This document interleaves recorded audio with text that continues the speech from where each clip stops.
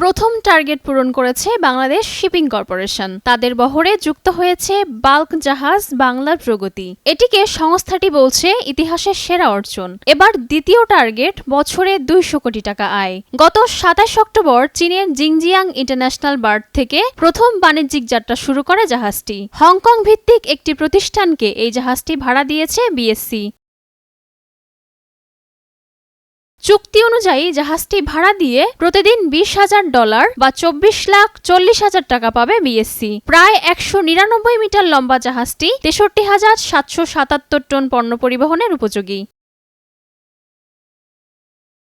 এটি বিএসসির 50 বছরের ইতিহাসে সেরা অর্জন বলে অভিহিত করেছেন বিএসসির ব্যবস্থাপনা পরিচালক কমজোর মাহমুদুল মালেক। চীনের জিংজিয়াং ইন্টারন্যাশনাল বার্ড থেকে জাহাজটি ঝুশানের উদ্দেশ্যে রওনা হয় গত সোমবার। ঝুশান থেকে তেল নিয়ে পণ্য বোঝাইয়ের উদ্দেশ্যে আরেকটি বন্দরে রওনা হবে জাহাজটি।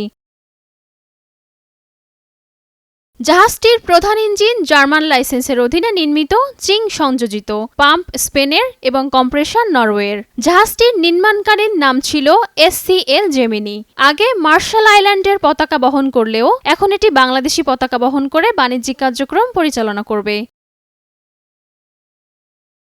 2018 ও 2019 সালে চীন সরকারের 1843 কোটি টাকার আর্থিক সহায়তায় 3টি করে 6টি জাহাজ কিনেছিল বাংলাদেশ শিপিং কর্পোরেশন। প্রথমবারের মতো এবারই সম্পূর্ণ নিজস্ব অর্থায়নে 935 কোটি টাকার 2টি জাহাজ কিনেছে। এর মধ্যে MV বাংলার প্রগতি বহরে যুক্ত হলো।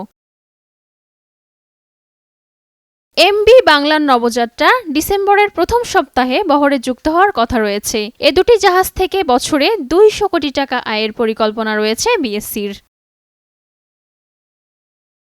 রাজিয়া খাতুন, নয়া দিগন্ত।